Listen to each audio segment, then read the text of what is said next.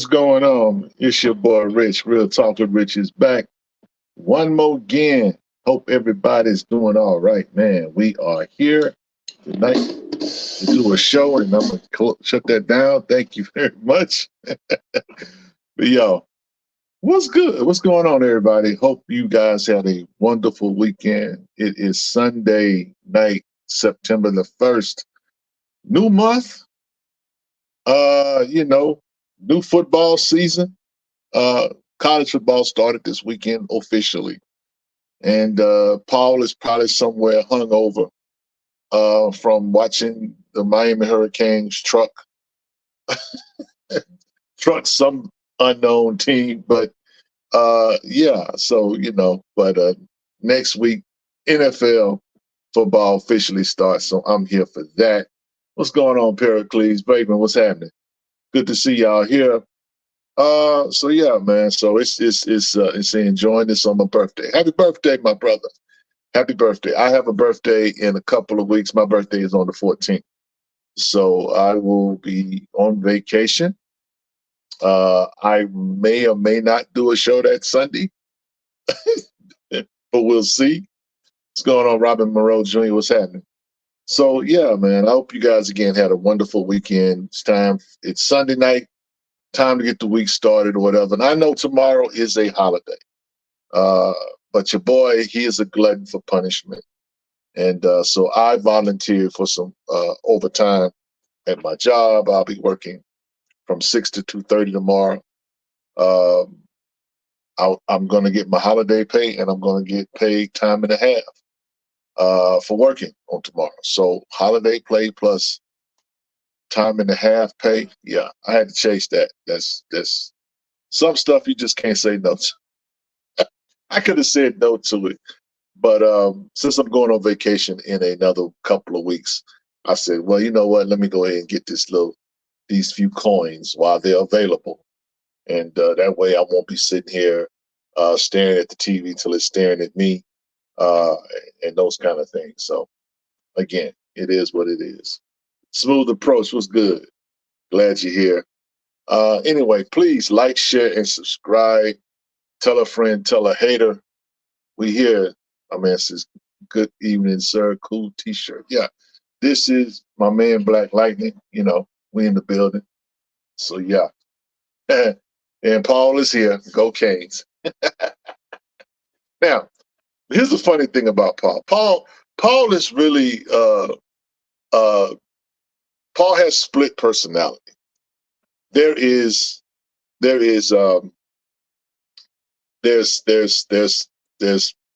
Wakanda Whiskey Paul, CEO Paul for Black Comic Lords, and then there's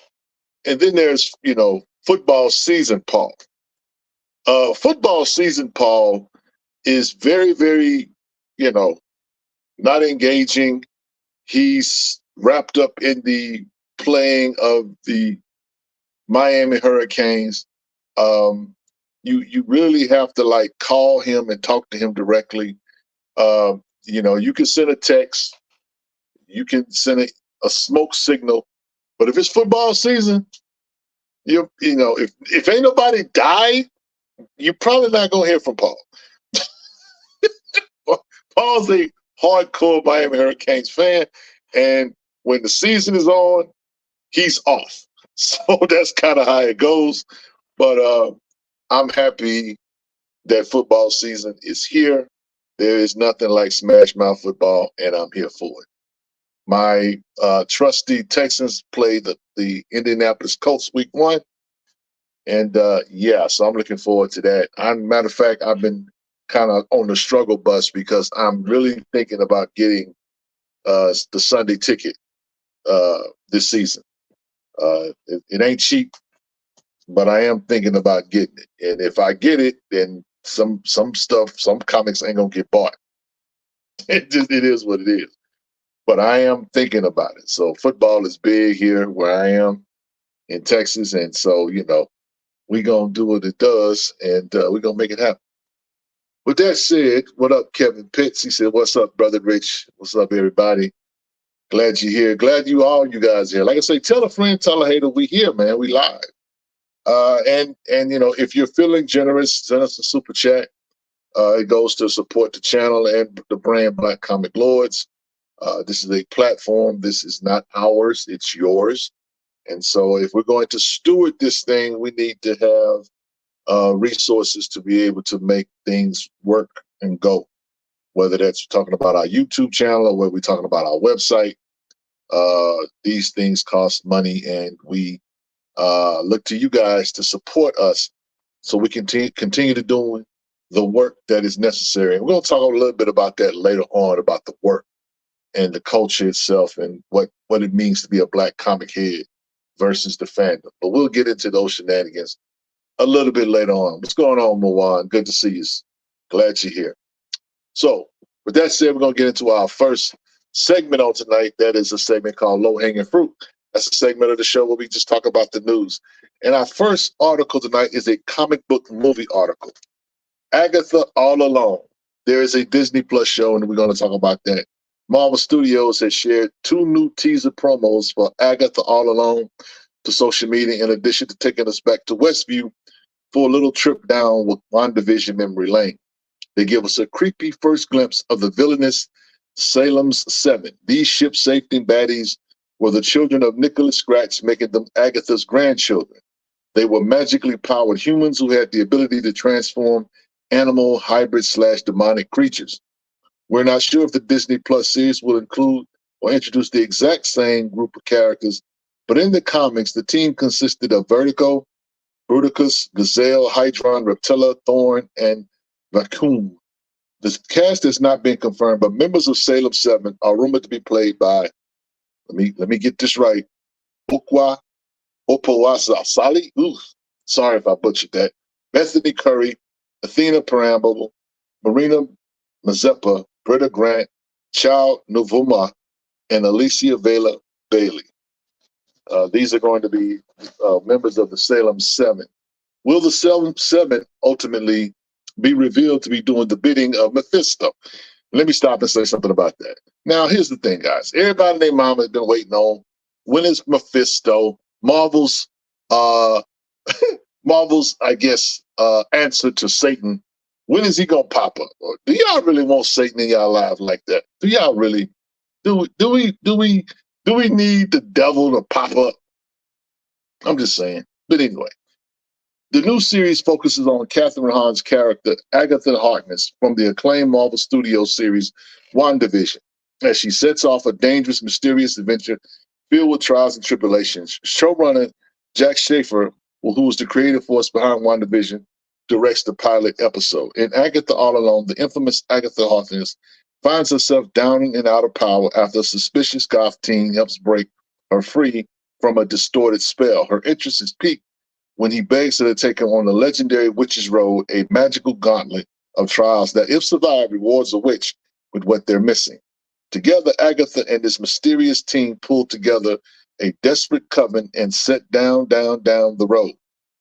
Marvel's television Agatha All Along premieres on September the 18th at 6 p.m. Pacific, 9 p.m. Eastern Standard Time, with the first 2 episodes exclusively on Disney Plus. What's going on, Mir? So we know that this is the next Disney Plus show that's coming out.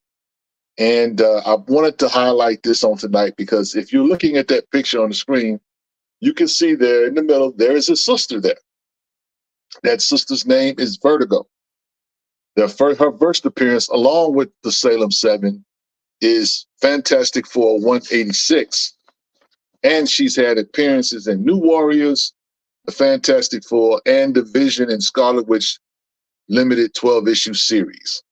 So she's been around a little bit. She's a very obscure character or whatever, and but her roots are with the Fantastic Four. And again, first appearance is 186. I thought you guys, you know, some of this is my contribution to the spec game. Okay,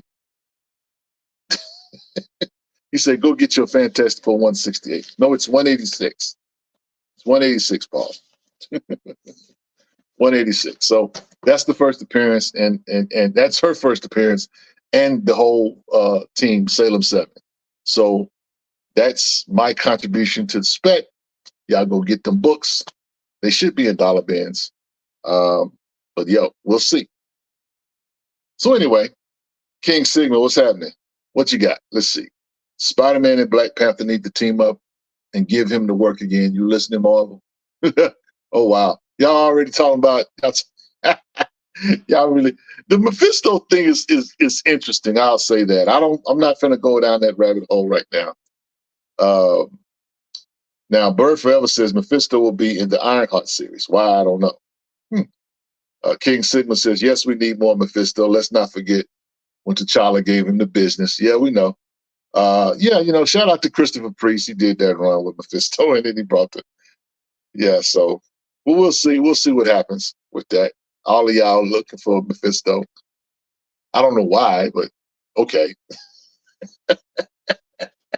But King Sigma wants T'Challa to be in the mix of that. Whatever they do, just bring on T'Challa.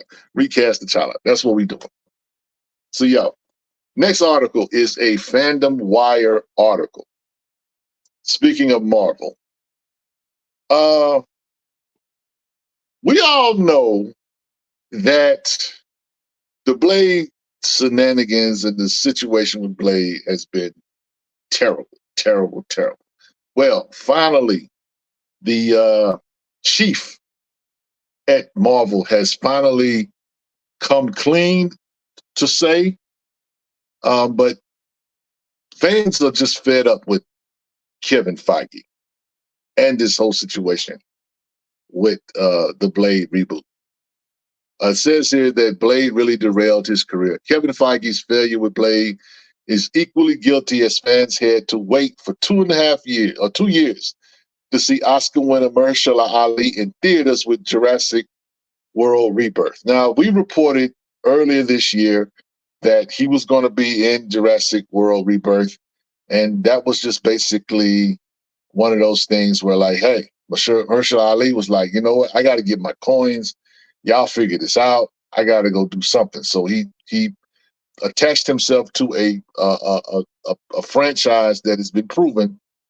Jurassic World, is no joke, and so him being a part of that is big. You know what I'm saying? And this is his like biggest role since he won the Oscar back in 2019. So say what you will, but this is where Blade, the situation with Blade is. So it says here that the long-awaited Blade reboot, featuring Mahershala Ali, who boasts 2 Academy Awards, has been stumbling through a maze of delays and hiccups. Again, Marvel's once again finds itself in a bit of a jam, struggling to pin down a director after Bassam Tariq decided to step away from the project. As a result, both Ali and his fans are left twiddling their thumbs and biting their nails as they wait for the film's debut to come to screen. Not going to happen, though. I don't know. Numerous script rewrites, creative shifts on the docket. Marvel boss Kevin Feige acknowledged the bumps in the road. Compounding the issue, now Ali is being eyed for a role in the upcoming Jurassic World 4. It is worth noting that this will be the actor's first major live-action role with a wide theatrical release since his second Oscar win in 2019. Meanwhile, fans are chomping at the bit to see Ali bring his A-game to the iconic role of Blade, and they're voicing their frustration. So they've been tearing up X, or what we call Twitter, about this whole situation. It says here, though, that if you spent any time behind the Hollywood curtain, you've probably seen that one project seems to be stuck in a perpetual game of musical chairs. Marvel's reboot of Blade fits this bill perfectly. Announced with much fanfare in 2019, this reboot promised to breathe new life into the beloved franchise. Alas, the project has been beset with a parade of complications, from revolving door cast changes to shifting creative teams. Marvel Studios president Kevin Feige has acknowledged the hiccups along the way. And as he put it, for the last few years, we've been trying to crack that movie. The most important thing is for us to not rush it, making sure that we're making the right Blade movie, because there are some great Blade movies years ago. Tell us something we don't know, Kevin, okay? And while many writers and directors have come and gone, one constant has been the shining star of the reboot, Mahershala Ali, who is set to take on the iconic role. Feige has a deep personal investment in this reboot and is determined to ensure the film lives up to its potential, even if it means playing the long game. In a separate chat with Blavity's Shadow and Act. Now, shout out to Blavity. Yeah, that's a black that's a black company.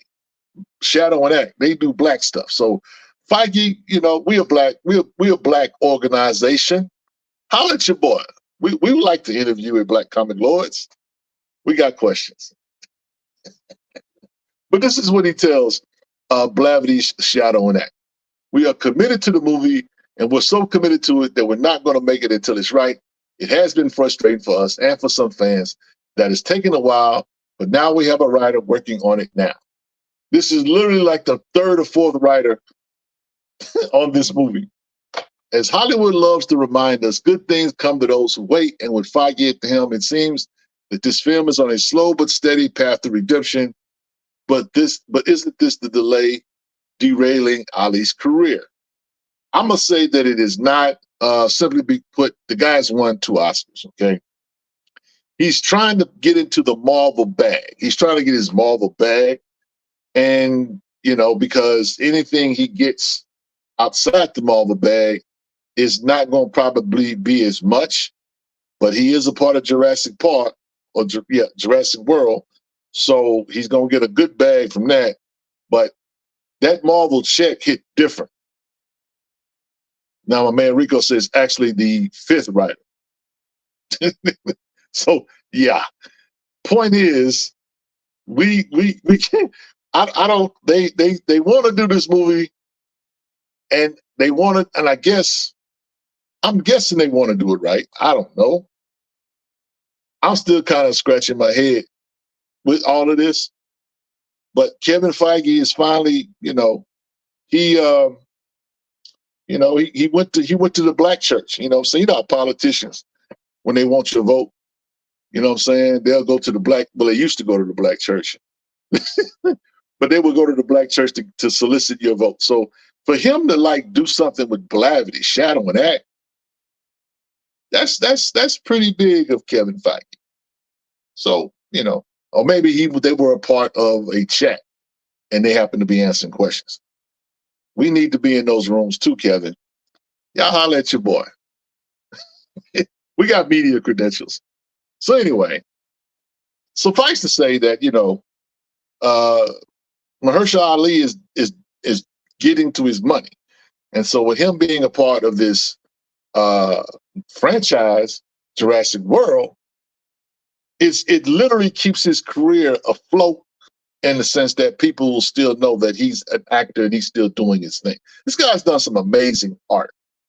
This guy's done some amazing art over the last, I would say, decade. Guy's no joke. And so if he's still attached to the project, because some people think that he's kind of left the project, people are talking about, well, they need to go on and give Wesley Snipes the green light to do it. And while I would love to see Wesley on screen, and that would be fantastic, and I'm there day one to see it. This is what everybody's been waiting on, and so I'm interested to see if they get it right, because if they put something out and it fails, a lot of people are going to be done with Marvel. A lot of people are already done with Marvel. It's not so serious. Will Marvel do an R-rated Blade movie? I'm thinking it's going to be R-rated. Because, at this point, you got to have something. This, Blade's not a PG-13 character. The last movie was not PG-13. It may have been a rated PG-13, but it was some crude humor in that last Blade movie. So I'm thinking that it's going to be an R-rated movie anyway. So, it is what it is. And GGX, you preaching to the choir. It says, how hard is it for making a Blade movie? It's just Blade killing vampires, right? But see, Marvel has got certain identity politics, unfortunately, attached to them. They don't want to talk about it. They don't want to be open. They just kind of want to do it and hope something sticks. But in this situation, this is one of those situations where it makes zero sense to do identity politics, because that's all Blade does is kill vampires. and if you shoehorn some politics or some gender swaps or whatever in this movie, you're going to look really stupid doing it. They don't need another Eternals fiasco, but we'll see. All I know is that soon and pretty soon, y'all get to go see Mahershala Ali in the theaters. And let's see. Yeah, Jurassic World Rebirth is set to roar into the theaters July 2nd, 2025. Scott Caesar said he would have been better off staying as Cottonmouth. The Cage series turned to crap after his departure. The producers were more concerned with having a dope soundtrack than telling elite stories. Well, listen, I'm not going to hate on the Netflix Luke Cage series. I thought it was good for what it was. It was Netflix. You know what I'm saying? So the second season wasn't as good as the first, but it is what it is. So anyway, moving right along. Shout out to everybody, all of y'all that's holding on to the Blade reboot. We have a Bleeding Cool article, and it's not really an article, but it's more or less a news update. Okay, so new Spider-Man symbiote suit for Alien versus Avengers. Okay, that's picture that you're seeing on screen is the Miles Morales or the symbiote suit that Miles Morales is now wearing because of the Alien versus Avengers, comic book. Issue 1 just came out. It's a pretty good issue 2. It has Black Panther in it, has Azari, Black Panther, T'Challa's son in it as well. It's going to be a nice series. I enjoyed the first one. I'm hoping that the rest of it, is good too. So, as you can see, and I'm going to ask Derek to kind of scroll down. I'm going to get to your comment in a second, Rico. Now, there's a Marvel anniversary thing that's going on as well, 85th anniversary special with Kamala Khan. That's coming out. It did come out, I should say. But the other story that Miles is featured in is the one we're talking about. You have the xenomorphs. They wreck shop. In fact, they have pretty much wrecked everything. And as you can see, one of the xenomorph has latched itself onto Miles Morales to see what that mouth can do. People like watching the Alien movies, but this is one of the most horrifying franchises that there is. You're literally being raped, and they plant this xenomorph into your body, and then it blows out your chest. But something happens with Miles, though. It latches on to Miles, who has a symbiote, right? Already. And all of a sudden, the symbiote kind of like, okay, I see you here. I don't like this, but it'll do. And before you know it, it's a part of Miles and it becomes on a suit.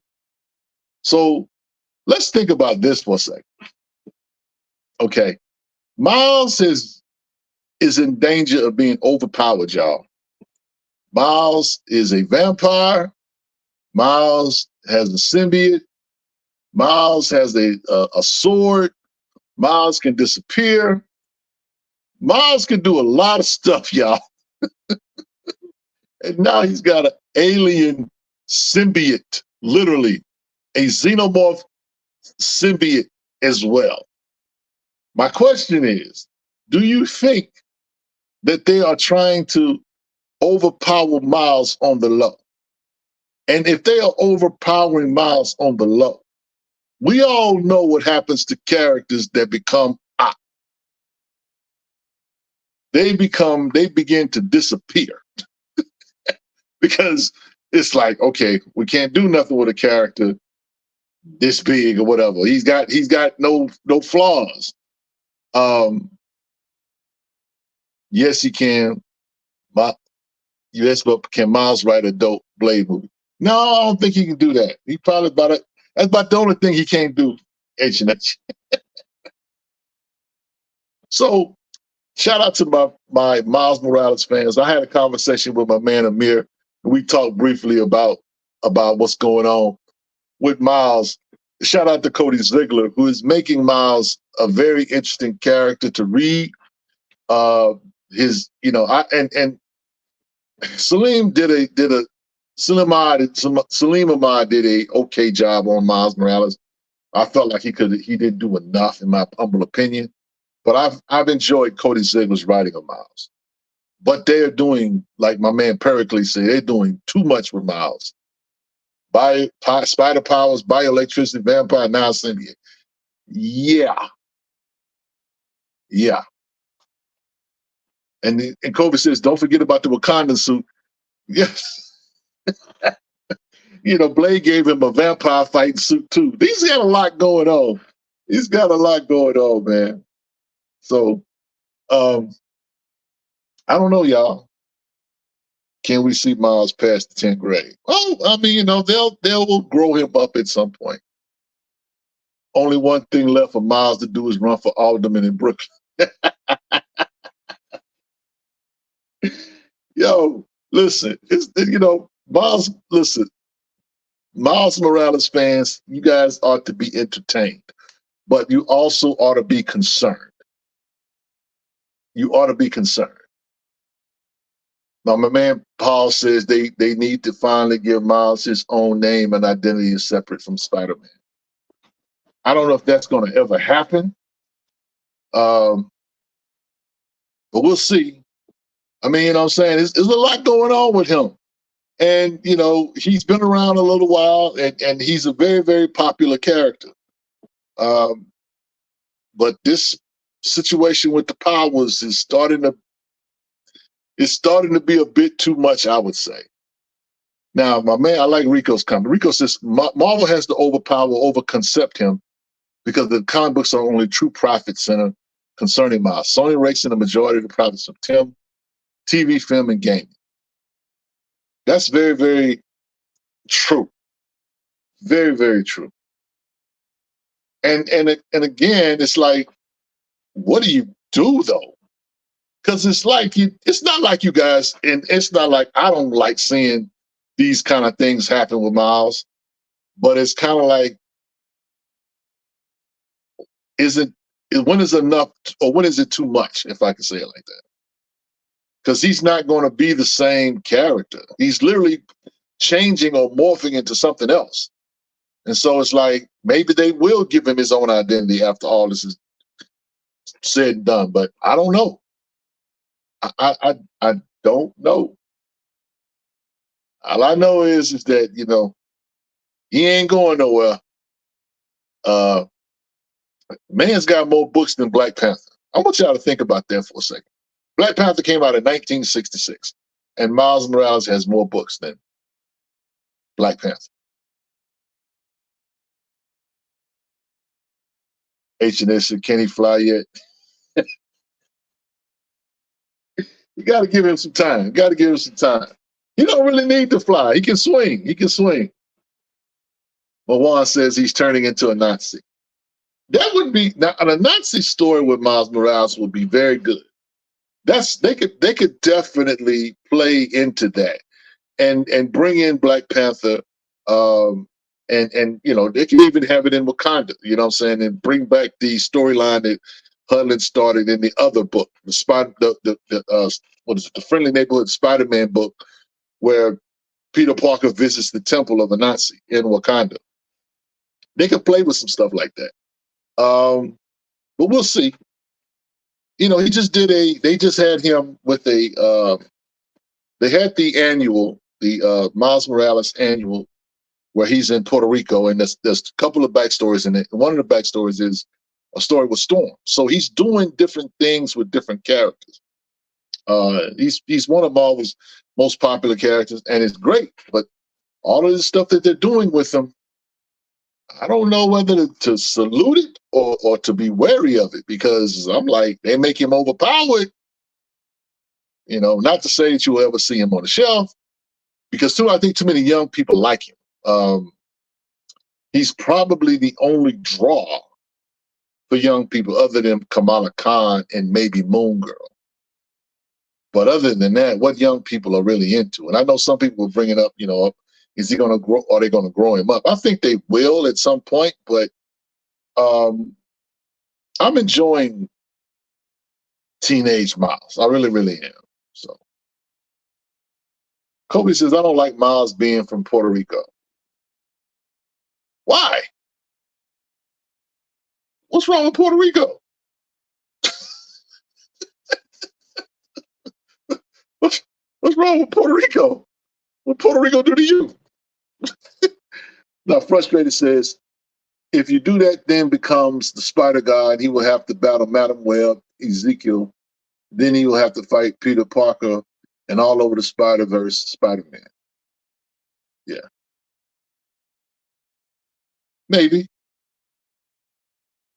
One of the podcasts said Miles is from Brooklyn. Yeah, but I mean, I guess his mom fleeing from Puerto Rico, that kind of thing. Maybe he got some issue with that. Manifesto said they have Spider Boy now to take over the team position. Yeah.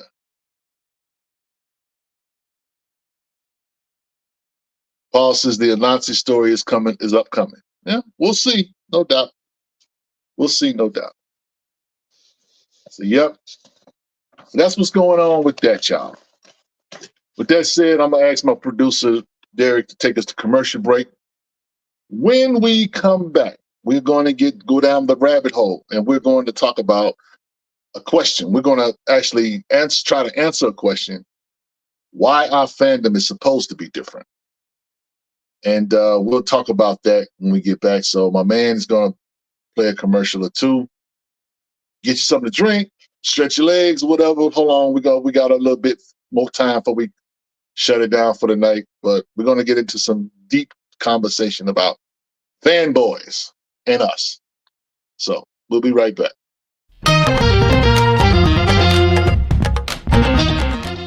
T'Challa's been knocked around a lot.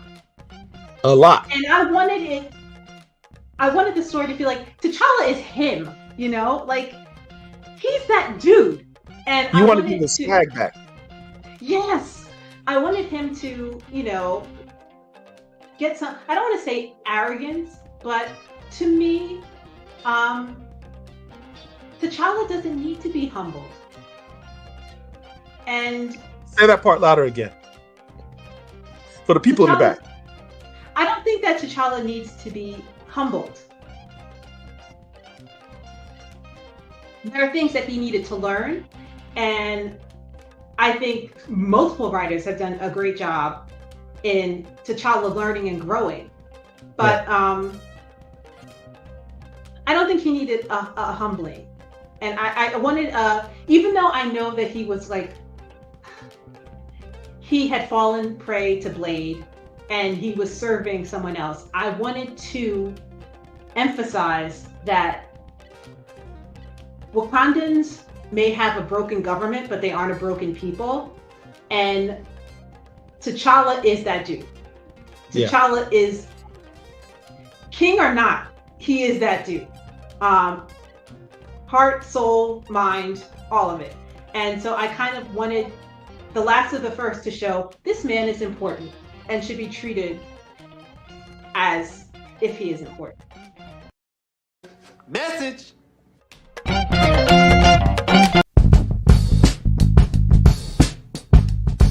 This week in Black History, Black Comic Lord celebrates the artistry of Dennis Cowan.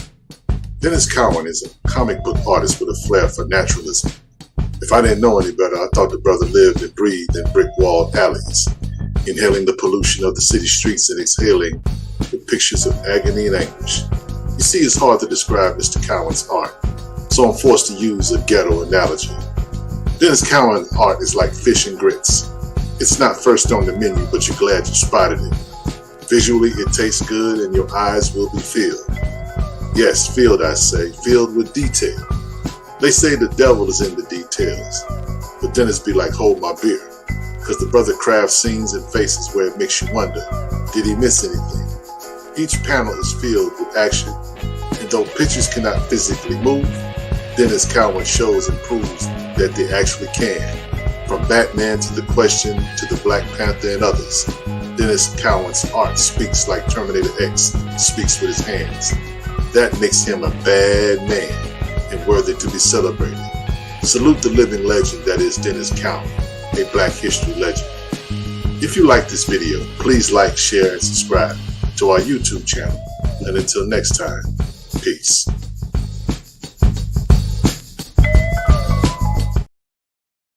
We back.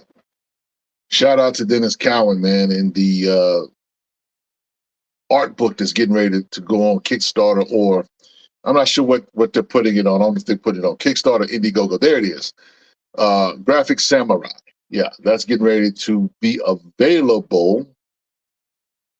And yeah, you should get that. If you are a comic book art fan, Dennis Cowan is one of the GOATs. Yeah, that's gonna be worth the price of admission for sure. So yeah. Speaking of our artists and that kind of thing, tonight I want to get into a discussion with you guys. Now, C. Cole comment, he says, we're different because we refuse to hate, buy badly done books with Black characters. We understand a bad T'Challa book does not help sell T'Challa. It just fills bins like Batman does. Okay. Nice commentary for what we're going to talk about on tonight. My question is, why our fandom is supposed to be different? Why our fandom, I'm talking about Black comic book fandom, is supposed to be different than mainstream, or dare I say, white boy fandom? And this actually was actually inspired, or I would say I was incentivized to talk about this because I watched the video, and I'm not going to name the creator or the YouTuber, but I watched the video, and in their video, they were highlighting some things that were going on with DC.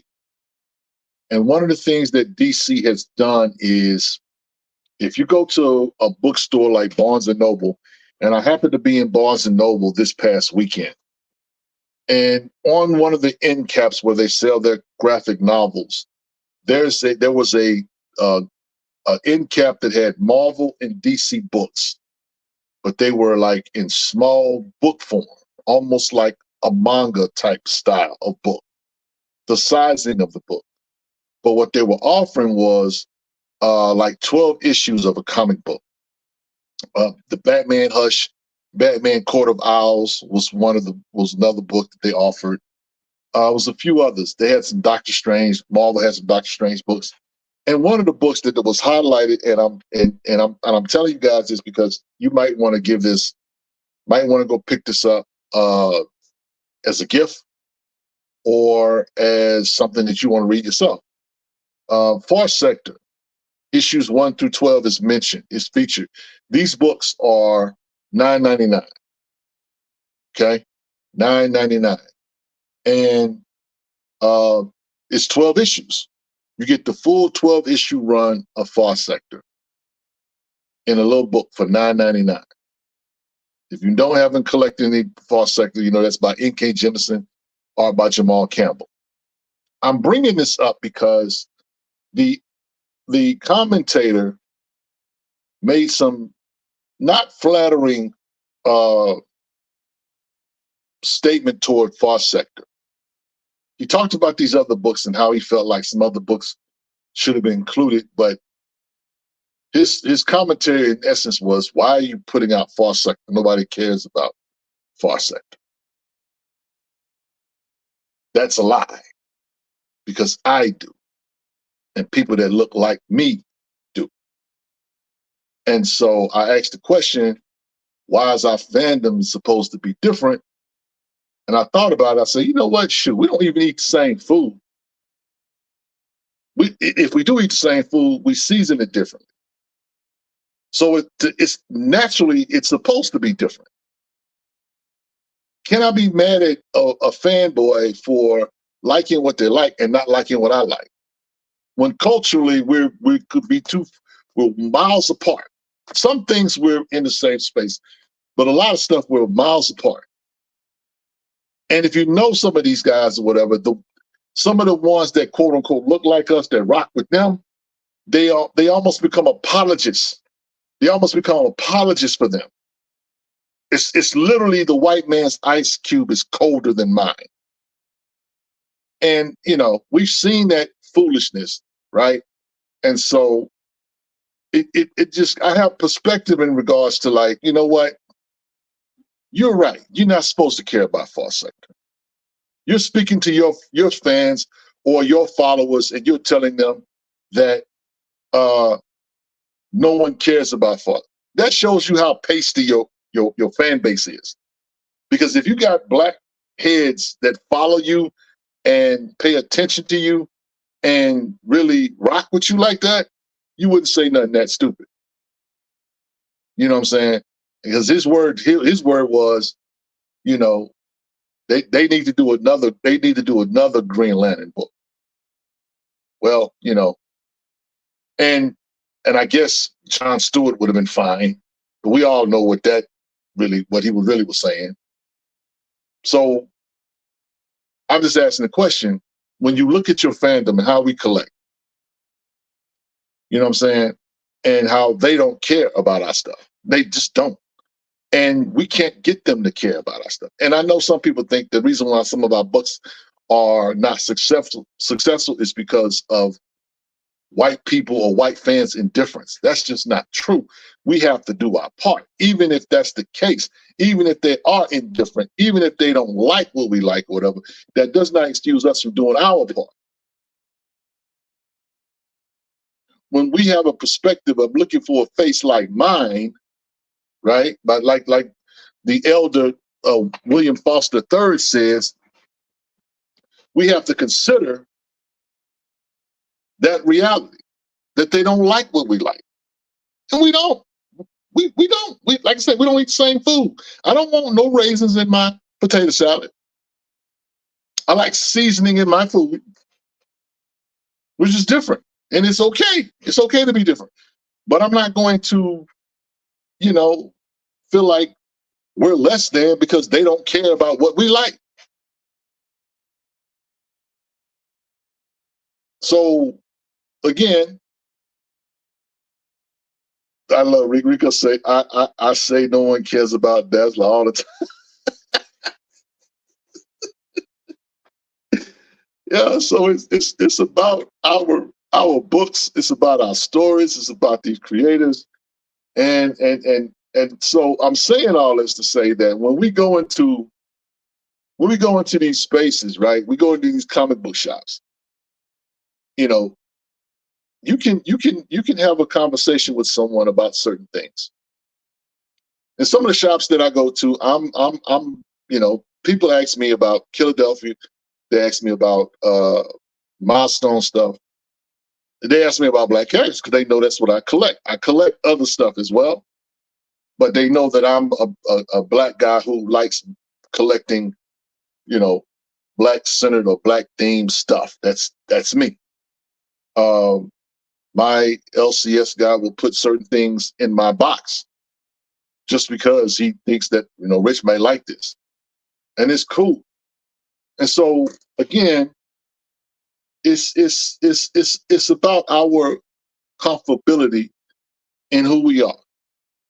And standing on our square, so much so that, we don't feel no different, about our books or whatever. That we're not seeking validation from the other side. Our validation is when we have to learn to validate ourselves. when we it's like Miles Morales or whatever. We talk about Miles Morales. Miles Morales is a legacy character. There's no getting around that or whatever.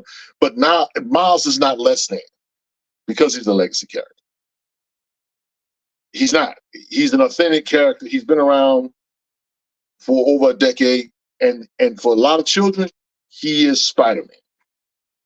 John Stewart, been around for a little while. The Justice League cartoons saw him become Green Lantern, be the Green Lantern, not Hal Jordan, not Guy Gardner, no, not Kyle Rayner, no, John Stewart. So again, it's one of those things. It is what it is. I like JT's comment. He says we shouldn't want them to have to care as long as we do. That part. You know what I'm saying? Again, it's we waste a lot of energy trying to like I think it's something to be said when you have to like, drive, put how do I explain it? Putting a circle in a square peg, if that makes any sense.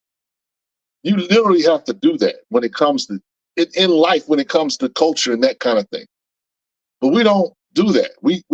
You have to be comfortable in your own skin. You have to be comfortable with your own art, your own stories, whatever, and don't apologize for it.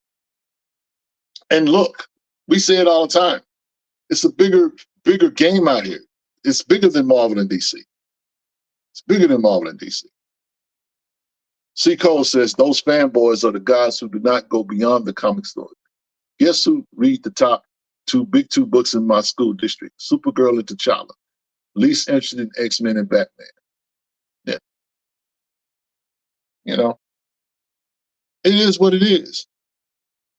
So we have to just really be just comfortable in who we are. And here's another thing too. We can't discourage or disparage anybody that does like some of that stuff or whatever.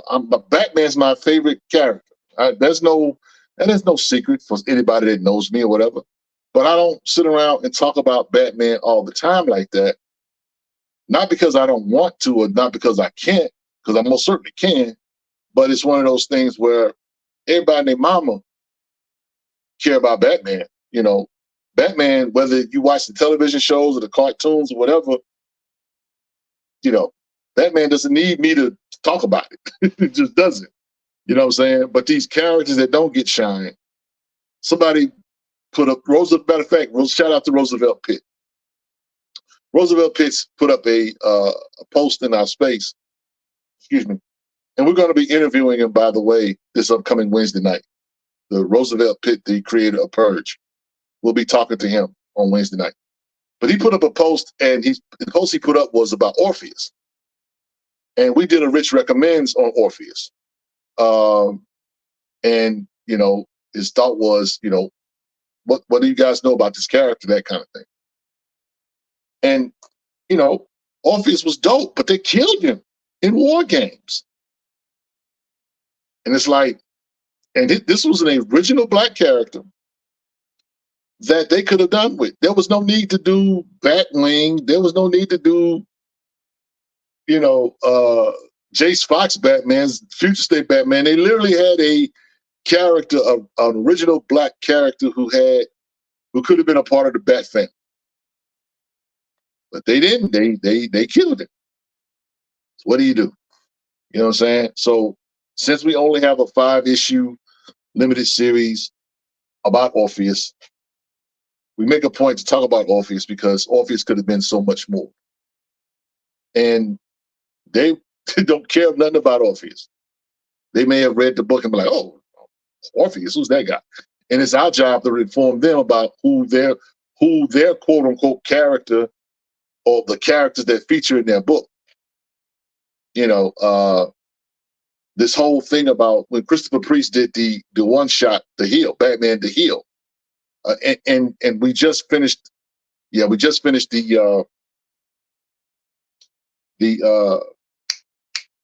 Red Hood and the Hill book that just came out. So there was a lot of backstory and a lot of things that they could do with those characters. That, you know, an Office was one character they could have done something amazing with, but they chose not to. Seriously Black says, we have to support our characters, books, artists, writers. No more wash. Make these white characters black. It's pathetic how many of us don't read or even know that many black heroes. GGX says, though haters are they not small minority of hater, or there are a lot of them that hate us that much? I think it's a minority, but they, you know, squeaky wheel get the oil, meaning that if they are, you know, using that platform to disparage, quote unquote, diversity or whatever, what it looks like to them. Because what diversity looks like for us and what it looks like for them is totally two different things. And that's one of our issues that we have. So yeah.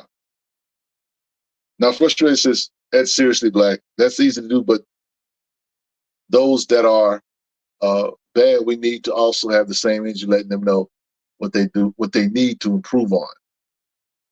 And again, that's if you are, I'm the type of person, I try not to be hypercritical of artists or writers or whatever, because I know that a lot of times artists or writers could do better when they know better or when they're challenged to be better. I want the Black creators that are in our space to really be competitive, because when they're competitive, the art itself will elevate. You know, some of the characters or the writers on the other side, like Donnie Cates, Chip Zdarsky, that work together and do different things or whatever, they challenge one another. They don't openly like are divisive or whatever, but they understand that this is a competition. It's art, but it's also competition. And we need our artists to also understand that, and our creators to understand that. You know, art is very, very subjective. Everybody doesn't like the same thing. But I do know that there ought to be an artist that, you know, when he goes to write or whatever, when he goes to draw, you know what I'm saying, his job is to shut it down, to make everybody just stop, take notice, and just like, you know what, that's a bad guy, or she's bad. Letha Martinez, who just who did the art or the pencils on the Absolute Power book. That art is amazing in that book. So we got people that are credible and capable, and that's what we need, for sure. Rico actually says, what about Black or Blackish content creators like Chillmonger who say people should only buy Black Panther books because other Black characters are not as important? Well, I think that this might get me in a little trouble, Rico. I think that's very short-sighted. I remember the video that he made. There was 2 videos that he made, and I remember just thinking, this is crazy. And it's part of the fandom that's like, okay, when you know better, you do better, or when you learn, you know what I'm saying, you grow, if that makes any sense. And so my thought is, I'm hoping that he grows out of that, but I do feel like that was very, very short-sighted, because it boils down to, it's kind of like, I don't want to bring politics into this, but I'm gonna have to. It's literally like voting for president and thinking that you only have one choice. And that if I vote for someone that's not the quote unquote main candidates, my vote is invalid. If I don't vote for Trump or Harris and I choose to vote for someone like Cornel West or somebody from another independent party, my vote is not valid. That's not the truth. It is. Will it actually create change or whatever? I have no idea. But sometimes the biggest vote you can make is one for yourself, and you being comfortable with that. But I'm not a person that likes to quote unquote, choose the lesser of two evils. I've never been like that. I don't like it, but oftentimes these are the decisions that people make. I don't like the fact that he felt like my whole thing with that whole situation was he made a point to call them bums. And I just feel like you're being disingenuous. Now, if you're just a Black Panther fan and you have no use for anything else, then feel the way you feel. But that was definitely short-sighted. I think that's not how you grow the fandom. You don't grow the fandom by buying 4 or 5 copies of the same book. You just don't. You know what I'm saying? And yeah, so that was definitely it was unfortunate when he said that, but it's a free country. You feel the way you feel, but I will never subscribe to that philosophy whatsoever, because I don't feel like Black Panther is our only guy. He's not. Okay, you know what I'm saying? There's Eben, which predates Black Panther. There's all these other things. There's all Negro comics. You know what I'm saying? There's Lobo. Only 2 issues, but that doesn't stop him being a hero. It doesn't stop him from being significant. And who resonates with you may not necessarily resonate with and this is no shade to Black Panther fans, but I need Black Panther fans to understand something. You're championing a character that was created in 1966 by 2 white dudes. Okay? Now, nothing wrong with that, right? But it's a fictional country. Okay, it's a fictional country. I can identify more with someone that's from the hood, in the block, dealing with the struggle every day, whether his name is Jefferson Pierce or John Stewart. But I don't shade T'Challa because of that, because I resonate with him. Shout out to Rico. He brought up, he did a post about 8 Ball in his space. And how important that was. Mal Duncan before Mal Duncan. So again, some people's modus operandi is different than ours. We understand. I didn't like that one bit, but he's entitled to feel the way he feels. But I'll never do that. I will never buy 4 books to to quote unquote fabricate numbers. No, just doesn't work.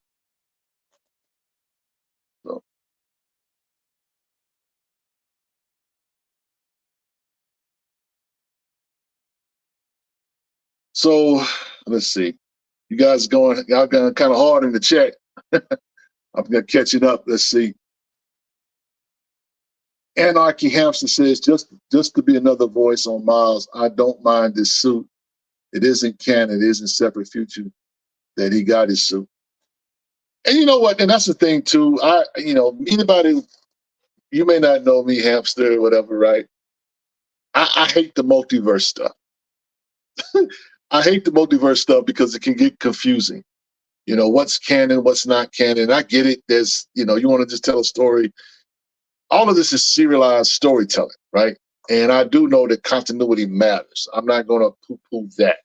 But when things get introduced and then it's like, okay, well, he had this going on in this. That's why the situation with Storm is it's disheartening for me, because Storm's got killed by Wolverine in different universes and this, that, the other. People think that she's a pincushion when that's really not the truth. You know what I'm saying? But all of these different things that go on or whatever, it could be convoluted. Mr. YouTube 92 said, I'm a big Black Panther fan, but had a lot of issue with the idea of T'Challa, Storm being the only important Black characters in Marvel Comics in general. All these Black characters do matter. Yes.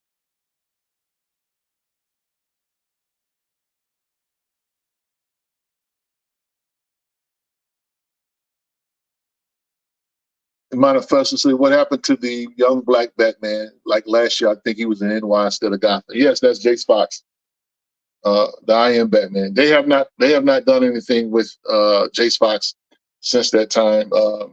Batwing has been in books. He's been in Outsiders, but they haven't done anything with Jace. I don't even know if Jace is going to be a part of the All In DC event that they're doing. So, yeah.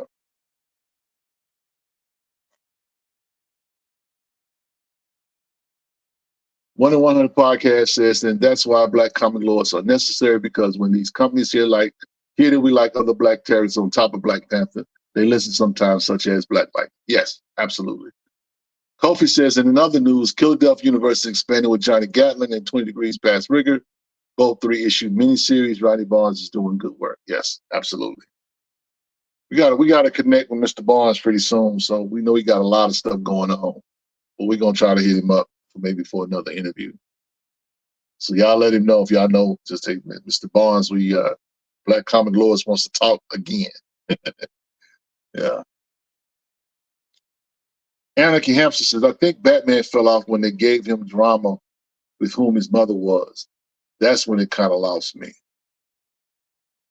I've jumped on and off of Batman a couple of times. For whatever reason. Sometimes you just get tired of characters. It's not that you don't like them or that you may not. I know writing is a big part for a lot of people, but sometimes you just get tired of the narrative. It's like you get your characters, if you're not getting a compelling story, it can become boring. Shout out to Tom King and his Batman run. I don't know who was DC editorial when Tom King was on Batman, but there was a whole lot of bad Batman books. And when they finally got him off that book and gave the book to Tinian, that was the best decision that they made. And then he left, and then Joshua Williamson got the book, and now we got Chip Zdarsky doing it. And when Failsafe threw Batman from the Moon, I left the book then. I wind up coming back, but I just said, this is too much. You don't throw somebody off the moon and they live. You talk about being overpowered or having too many gadgets. Batman's the guy.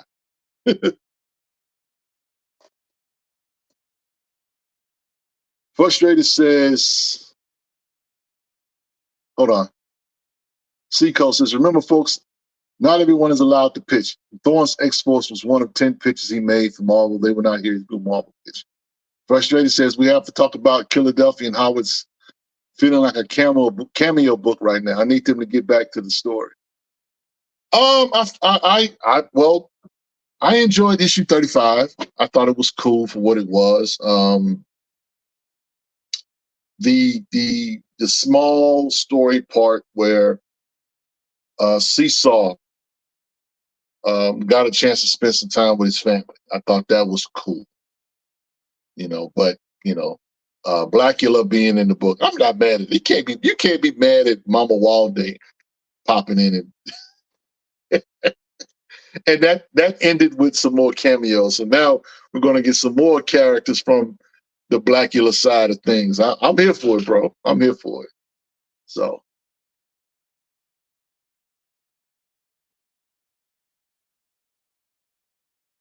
One and 100 parts. Yeah, I was done after the moon toss. My man lived and went into another.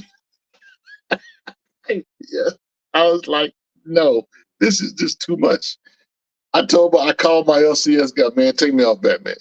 He's like, what? I was like, I just can't. I just can't. Some stuff is like, it's comic books, but there's an element that has to be believable. You know what I'm saying? It's like, you can't talk to somebody with a straight face and say, man, he got thrown off the moon and he lived. Okay? No, that's just not happening. This is a character that got his back broke by Bane. Okay? Bane broke his back. We can easily believe that. And the rehab that he had to do. But you fall from the moon? Come on, bro. Styles so serious, it's comics. Of course it's comics, but still. We can't go for that, man.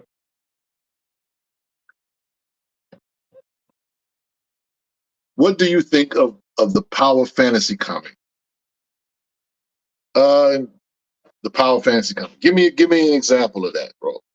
Because there's many. The Vicious Circle book could probably be that.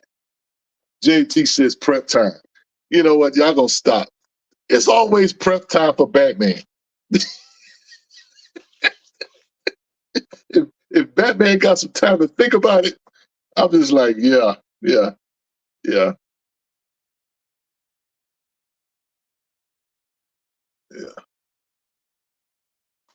So, now let's see. Actually, this is the comment. Thank you, for Derek for bringing this back up. We should thank Mahershala Ali for constantly pushing back and preventing Marvel from driving Blade down weirdo lane. Yeah. And you know what? Here's the thing about that. That's the only thing, or I should say, that is the saving grace for me with all of this.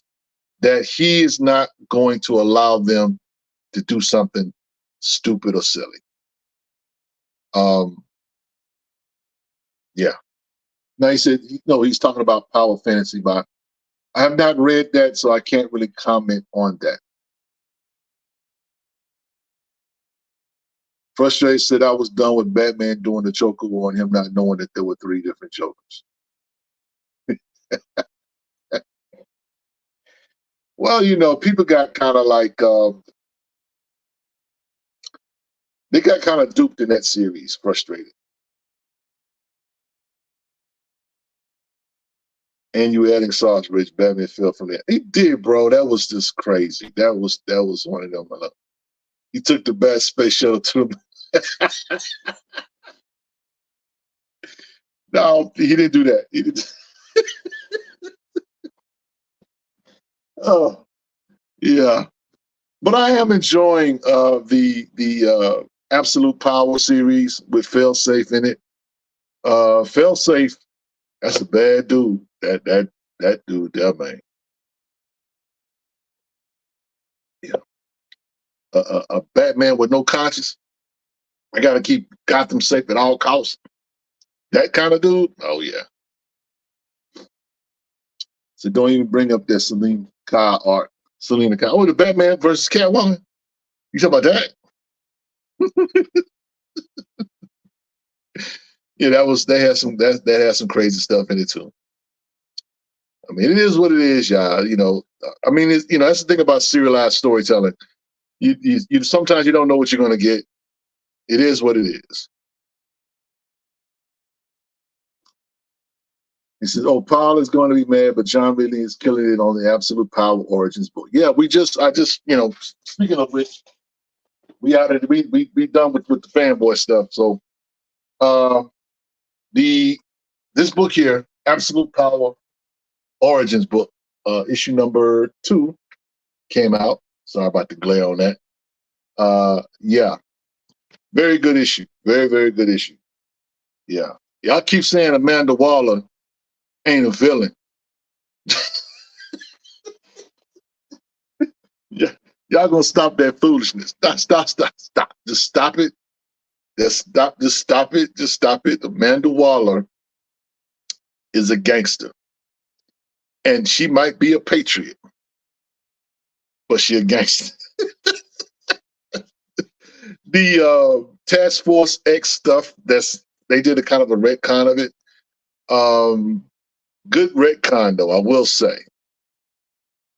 Now he says, "What's your opinion on black-owned manga companies like Neo Aceta and Saturday AM? They had some great titles at one point." Well, here's the thing: we have been exposed to their stuff, and I think that if you're going to if you want manga fans, black manga fans, to invest in companies, whatever, I think they have to do a will they be Hero at My Academia? Probably not. Will they be One Punch Man? Probably not. Will they be, Attack on Titan, probably not. But what you can do is offer stories that appeal to readers and try to get your stuff out there as much as possible. Now, I will say, I've seen some of the Saturday AM stuff, not at comic shops. I've seen them at black bookstores, which is cool. But they got to find a way to get them into the mainstream shops. Because a lot of the kids are going to the mainstream shops. They're going to Barnes and Noble. They're going to the mainstream shops. They're not always going to quote unquote black bookstores. But I have seen those mangas in black bookstores. Yeah. Juan says she's a straight goon. Walla is an anti-hero, literally. Yeah. Paul is gonna die on that hill. Y'all go ahead down that hill, bro. Go ahead down that hill. And I get the sentiment, but she's still a villain. She's still a villain. She's still a villain. Y'all can say she's an anti-hero, whatever, light villain, dark hero, whatever. I don't care. A villain's a villain. I want heroes to be heroic, and I want villains to be villains. The anti-hero stuff, I'm not really. I just really am. This is me personally. This is a personal thing for me. I don't really want. I want my heroes to be heroes. I want them to be heroic. I want them to not have to wrestle with. And if you're going to wrestle with ethics and things of that nature, that's fine. But to really be dark, because you have even though you have good intentions, the deeds that you're doing are still dark. It's like Punisher. Say what you want. Punisher is a violent, he's a violent mercenary hero. You can call him a hero, but he's violent. Now, Punisher lately is a little different. But I mean, all of this kind of started with him. I like Kevin Pitt's commentary. He says, Walla is a hero in her own mind. Yeah. It's kind of like Thanos.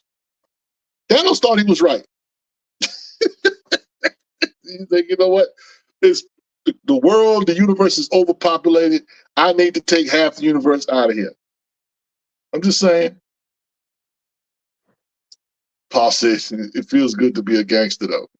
Well, I guess. Shout out to the Ghetto Boys.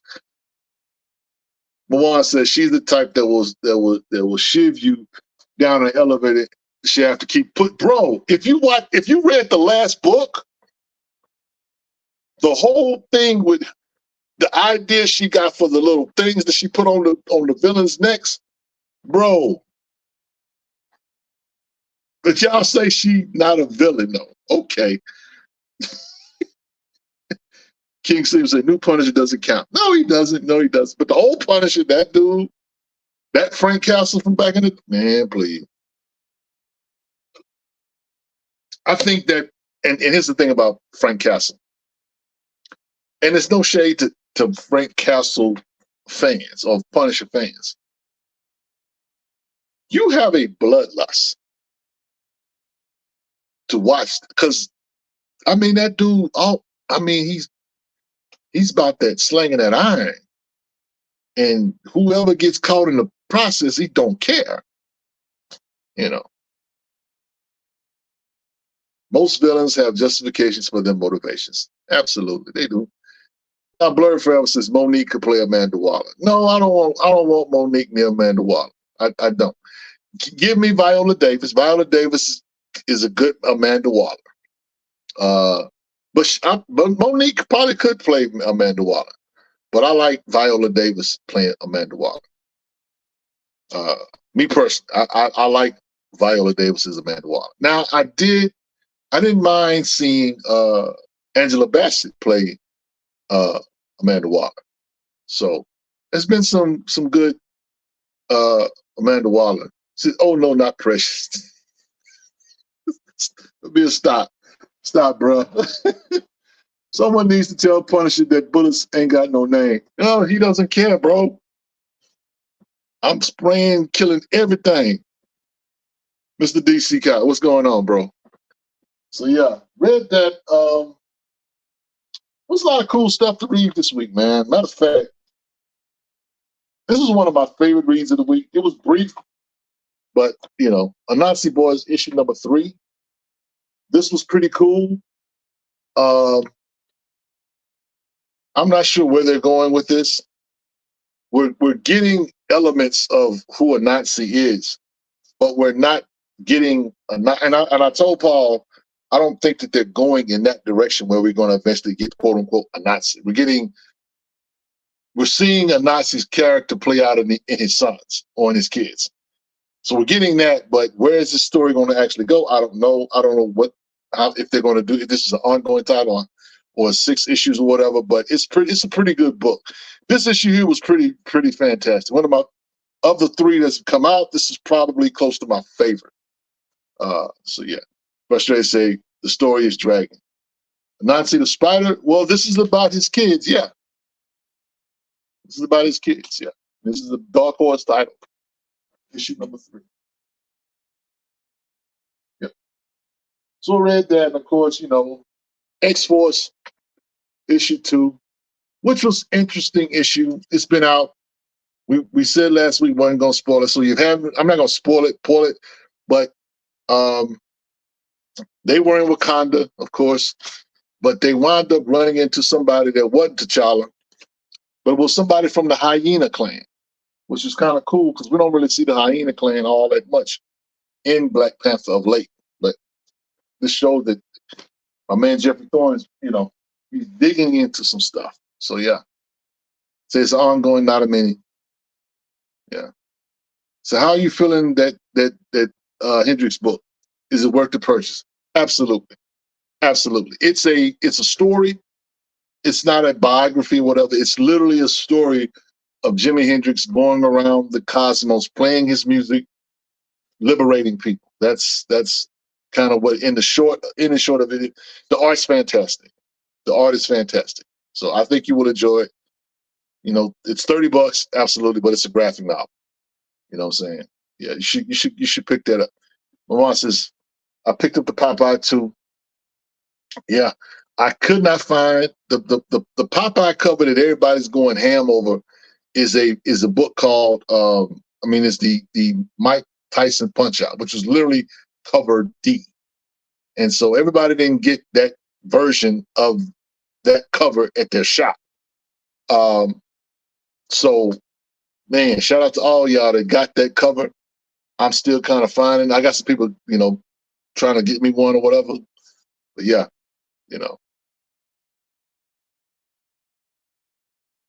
Has anyone read Convert? Love the first issue. We were kind of joking about that. He said, my man said so. We were kind of joking about that on Wednesday night, C. Cole.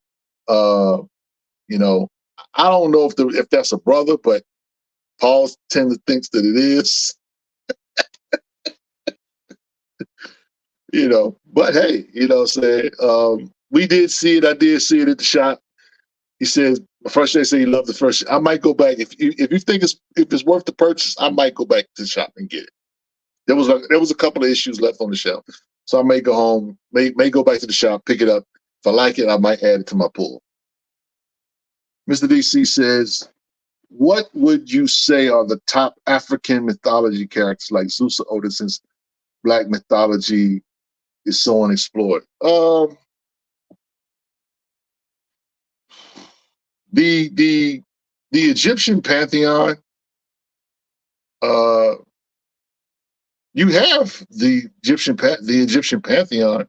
They just don't use them. To start, you have Bast. You could do something with Osiris. You could do something with Anubis. The Orishas, Shango, Oshun, as Paul said.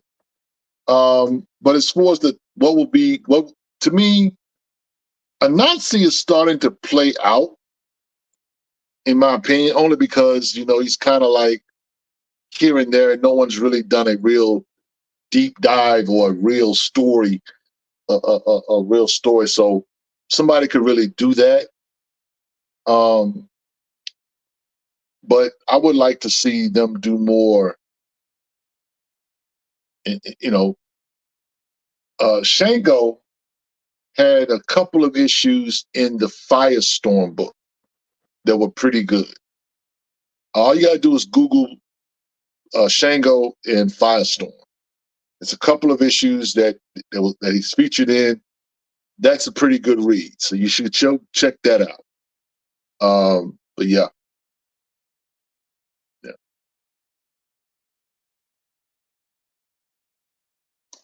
Kogoon is a good book. I'm enjoying that.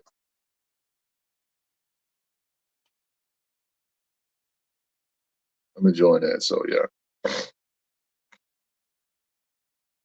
If you are here, please hit the like button. Please hit the like button. So between reading that, also read the Spawn stuff, the Killer stuff. Here's interesting. I was at the shop about a month or two ago. Well, man, it's been maybe 3 months. They had a book waiting on me at the shop, and I had asked them about it, and they said they didn't know when they was going to get it in or whatever. And it was because I found this comic book, literally on the bottom shelf in their store. I know what I said, Paul. You don't have to remind everybody. I just said he looked Indian. That's all. But anyway, I found this. My LCS put this aside for me. This is issue 3 of Thorn, and it was pretty good. It was pretty good, man. I enjoyed it. Travis B. Hill. I gotta look this brother up.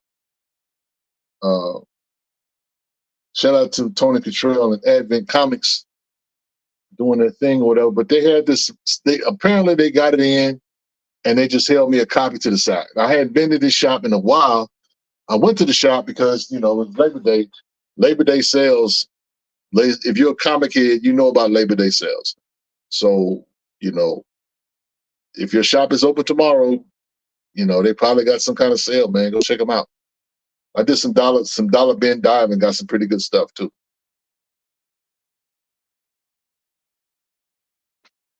Yeah. So I read that. This was in the store as well. Odina, issue number 1, the Omni Strike book. I'm not sure how I feel about Odina though. Shout out to Concrete. I have some Kickstarter stuff of hers or whatever, but I don't know.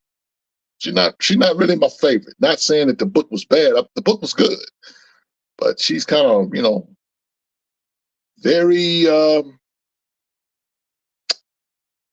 adverse. I'll say it like that. Yeah. So I read that. King Spawn, of course. What else I got?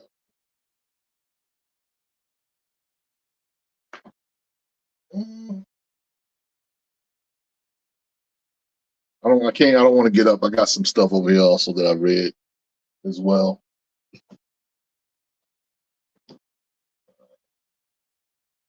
But yeah, I got a few things in. So what's going on with y'all? What you guys reading?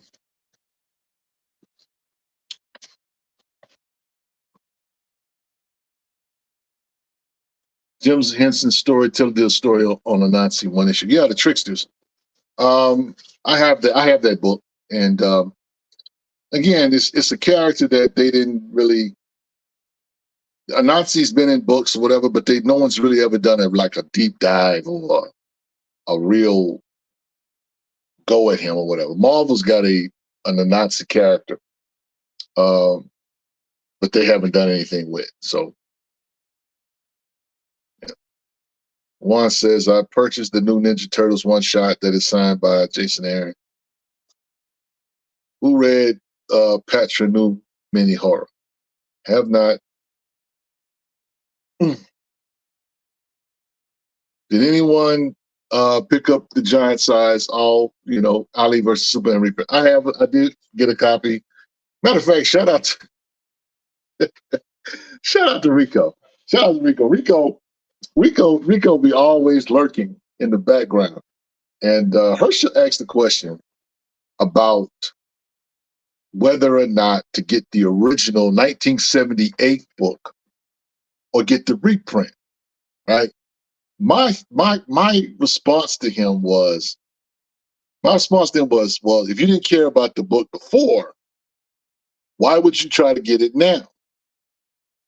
And it was not to shade the 1978 book, but it was just kind of like, this book been important. This book been significant. So why would you spend X amount of dollars, $200 or whatever? Because I think that was the eBay post that he put up for this book that was, like I said, made in 1978, or get the reprint. And I think Rico was a little salty. I was not going to say it me or whatever, but it was one of those things where I definitely understand everybody that's a collector is going to say, no, you want the original, the 1978, because that's history. That's something, that's a book that, is literally almost 50 years old. So it makes sense to get something like that. It's hard to find that book in a good grade. And so what they're starting to do, of course, some of our books, they have started to make reprints of. They did the Wonder Woman 204, right? They did the Aquaman 35 reprint. They're literally, matter of fact, a couple years ago, they did the Black Fantastic 452. They're starting to reprint books. And when they reprint those books or whatever, it don't necessarily drive the value of those books down. It's but salty in a good way. I know, bro. I know. That's my guy. I love that dude. So when we think about history, right? It's history is important, and so it's like you can't rely on these companies to do things like that. Now, if you just want the book, then get the book. But at the same time, understand that, it's not going to be the substitute, if that makes any sense. Because again, a book from 1978, especially during the time when it came out, when Ali was in his prime, that book is significant for a whole lot of other reasons. The people that's featured on the cover of that book. By the way, Trevor Von Eaton was one of the artists that was featured on the cover of that book. And when you open it up, of course, there's a guide as to all of the people that were there at the fight, you know what I'm saying, itself. But it's the historical portion of that, but no one can take away from that. But my thing is that if you didn't care about it before, why would you care now that they reprint it? So yeah. So if you're going to go to shows kids, you're better off with the reprints. No, I wouldn't say that. I wouldn't say that at all. Here's the thing. If you're a collector, I'll say it like this. If you're a collector, you want things that are historical and significant. A reprint is just that, a reprint. I have no issue with reprints. I really don't. They've been around since the beginning. There are books. Marvel was notorious for this. All of the Marvel, I can't think of the actual phrasing of it, but Marvel would reprint stories from certain comic books, right? And you might think if you don't know that this is an original story, but like, no, the story was reprinted from 1972 or something like that. They did that with some Black Panther stuff. They did that with some Spider-Man stuff. There's a lot of stuff that are being reprinted or whatever, so to speak. It's hard to get quote unquote original stuff. Now I'm a person of I am a proponent, if I can say it like this. Low grade is better than no grade. If you can get a book, if you want to get Ali versus Superman from 1978, and the grade is not that good, I would rather have that than the reprint. But if you want just to have a book, a reprint to read, or even display in your house or whatever, that kind of thing, there's nothing wrong with getting reprints. You know, to have the book is one thing, but to collect history is another. That's a whole nother animal. When you're around certain guys or whatever that know certain things about certain history or book, it's different. It hits different because, again, think about this. Classics Illustrated has put out books, right? And that book that you may see that might be from 1942 might be in its 5th, 6th, 7th, 8th, 9th printing. You might think it's the original, but it's actually a reprint.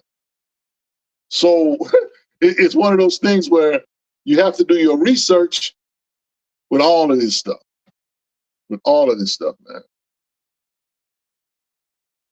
The matter of fact, the Green Lantern, early this year they did the Green Lantern in '87. First appearance of John Stewart. You know, I didn't buy it because I have the original, and I have the original in a decent grade. You know what I'm saying? But you know, I did buy the Wonder Woman 204 because that's a book that you can just go to and open up and read or whatever you want. Look at the art, check it out or whatever, that kind of thing, and you're good. But the original comics or whatever, it's in a safe place, chilling, you know what I'm saying? Because you want to preserve it. You want to preserve it. Seco says, I have an issue showing my original first John Stewart appearance getting ruined by kids at school. This is what I mean, not a private collection at home. Yeah, I mean, to me, reprints are great for kids. If you're going to listen, when it comes to kids are going to be kids. They're going to, when we were kids, we did the same thing. It's like comics were not a valuable thing as kids. They were valuable to certain people then, but you know, they were something we stuck in our back pocket. They were something we stuck in a shoebox and put under our bed. They were not these precious collectibles that they are now. I mean, it is what it is. I mean, you know what I'm saying? But when it comes to kids, you want to expose your kids to that. So I'm a favorite. If you want a kid to see, like, show them this is a replica of the first appearance of John Stewart, I'll give them a reprint. Cost $4.99. If they get some jelly on it, or they get some syrup on it, or some ketchup on it, whatever, you're not tripping. It's a little different when you got your original book and you put your hands on it or whatever, and, you know, it's not good. Especially that John Stewart, because that's a white cover.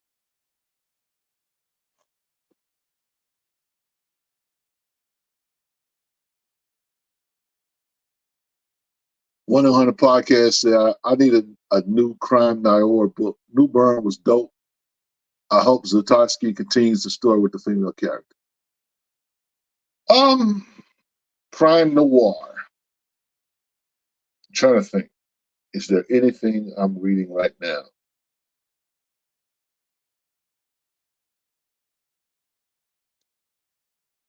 As far as crime noir, I'm not reading anything I'm fully aware of at this moment. Man.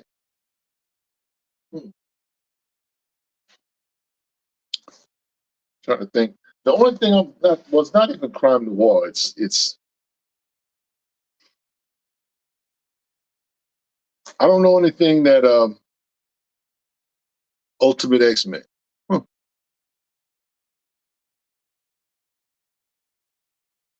Profane. Moan's got that one. Now that one that's the one. I hope you're getting that, Manir. 100 podcast. Profane. Profane is a good book. I think you will enjoy Profane. I know you will enjoy it. You want to go find that one. You want to find Profane. Yeah, you want to find Profane. Profane is good. Little Rock Files, yep. But they're not doing a series on that thing. I think that was just like a one shot, as far as Little Rock Files goes. But Profane will probably be a joint. There's another story, but it's not crime story. There's the I saw it in the back of the book. I have it. Where is it? Where is it? Where is it?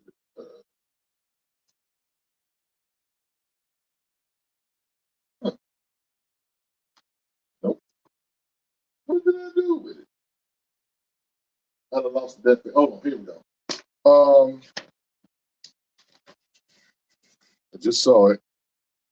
Beyond the Pale. Beyond the Pale is it's like a horror story, but it's about a photojournalist in Vietnam running across some creatures. So it's not.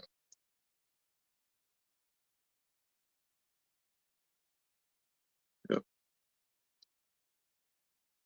Yep. So what else is y'all reading, man? What else is pretty entertaining? I'm reading outside of what I normally read. I've been reading Black Hammer 45. It's a 4-issue by Jeff Lemire. So I just finished the first issue. And so, but yeah, I've been reading these of late.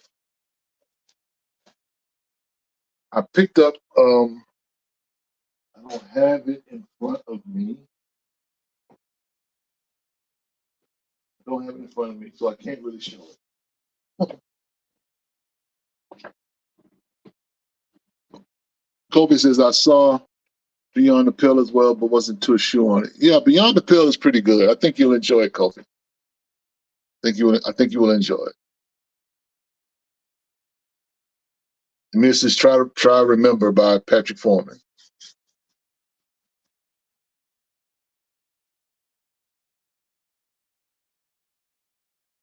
I think I got a Patrick Foreman book on the way, matter of fact. Just waiting on it, along with my other stuff. Shout out to my man Derek.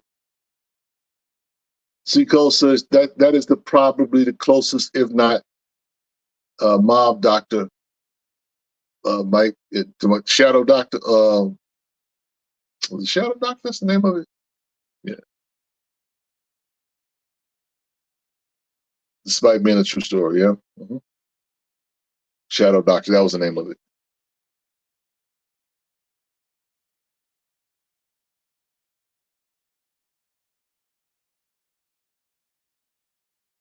Kofi says, looking forward to Goobers by Cody. Outside of something that is killing the children, House of Slaughter is my non-black books that I read that are good. Yeah. Yep. So I read, not only that, I mean, like, I read my King Spawn stuff. You know what I'm saying? I'm enjoying King Spawn. That's been pretty cool. I've been enjoying the Hulk. But this was interesting here. This annual Incredible Hulk annual Infinity Watch, it was pretty cool with Thanos in it. Now, I don't know, Hulk was giving Thanos the work in this issue. He was giving him the business in this issue. He was not playing at all. And it's interesting, there's a secondary story in here, the Death Stone Saga Chapter 6. Nighthawk makes an issue or an appearance in this book. There he is, right there. Kyle Richmond. Yeah. With Nick Fury. So that's been the secondary story that's in this book. So yeah. So reading that. I got the Miz Respawn miniseries was Lost Cause, and because I don't respawn. Yeah, the thing about Misery is, you got to read Spawn to understand Misery. Misery is basically a story about Cyan, which is the daughter of Terry Fitzgerald. Just to give you an understanding of the story, Spawn ultimately is a story of a mercenary assassin who is killed, and he dies and goes to hell. And in going to hell, he meets Malbosia, which is that universe's devil. He makes a deal with the devil and says, "I'll be your general of your army. I'll let you see your wife if you do this." He says yes. But what he didn't know is that the devil kept him in hell for 5 years. He goes back to Earth to see his wife, to find out that his wife has remarried. And not only remarried, but married his best friend, Terry. And they have a kid. And while they couldn't have kids when he was married to Wanda, this is the dynamic Spawn is coming back to. And so this little girl, Cyan, grows up. Cyan's a young woman by this time. And so the story is about her and who she is and her issues. So, yeah. So, which is interesting in that, Spawn has been around this long time, and they grew her up, because in the early Spawn issues you see her as a kid, a baby, a toddler, that kind of thing. But this modern iteration of Spawn, she's a young woman, grown, that kind of thing. So Hulk number 16 out next week, and it is fire. Yeah, I'm enjoying Hulk, man. Hulk's been a good story, good horror story.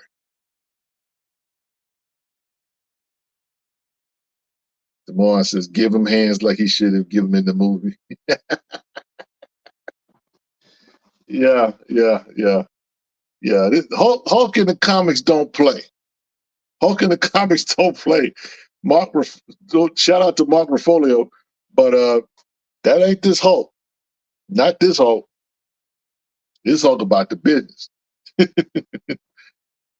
is Rich. Haven't read recent issues of King Spawn yet. Is the story going more depth with Al Simmons, the man himself? Al is on I would say no. Al is on a revenge mission. Al has been, they kidnapped Granny Blake. Okay? And so Al's been going around getting revenge. He's been going around getting revenge. He's been capping everybody off one by one. And in this last issue, issue 37, Cygor is with him, and they wreck shop in the book. And see, if you know anything about the original Spawn, Cygor, which is this cybernetic gorilla that does, basically a wrecking machine. They do a lot of damage in this particular book. You see him act out without, because he don't have powers at this point. Spawn doesn't have powers in this iteration of the story. So he's more Al Simmons than he is quote unquote Spawn, because he don't have powers. He's using a lot. He's very Punisher-like. He's very Punisher-like. Kofi says, looking forward to the new Blade Red Band series as well. Yeah, that's going to be dope to see. Yep. Yes, indeed. Yes, indeed. So look, guys, I'm going to go ahead and shut this down. We are hour 45 in. My man says, chat, want to see the Rich recommend for Batman Orpheus at the conclusion of the show. That would be good to check out. You know what I'm saying? Orpheus is a dope read, 5 issues. I think you will enjoy it. You can pick up the trade, find a trade or whatever for it, but man, they could have did so much with that character. DC dropped the ball on that one. They dropped the ball on that one. Yeah. So look, man, I'm gonna go on and get out of here, man. I appreciate all of you guys hanging out with me on tonight. I'm gonna give a benediction. But before I go, real quick note, Wednesday night wrap-up show. We have an interview. Roosevelt Pitts, of the creator of Purge from the 90s, will be our guest, talking about the Kickstarter that was very successful. It funded over 200%, from what I understand. Dope creator, a legend in the game. He's going to be with us on Wednesday night. So you guys stay tuned for that, okay? With that said, I'm going to go ahead and give the benediction. The benediction comes from Psalm 100, verses 2 through 5. It says, serve the Lord with gladness. Come before his presence with singing. Know that the Lord, he is God. It is he that made us and we not ourselves. Enter his gates with thanksgiving and enter his courts with praise. Be thankful unto him and bless his name. For the Lord is good and his mercy endures to all generations. From the stronghold, that is Black Comic Lords and Black Superheroes Forever. It's your boy Rich. Thank you, for the super chat while we get out of here. Thank you. You guys have a wonderful week. Take care of yourselves. We'll see you Wednesday night. Peace.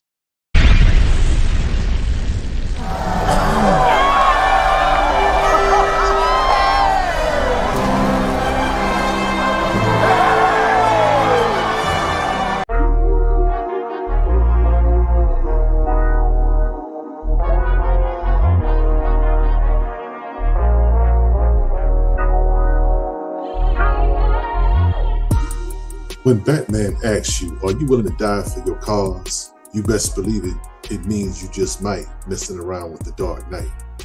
But there's a darker knight on the scene named Orpheus.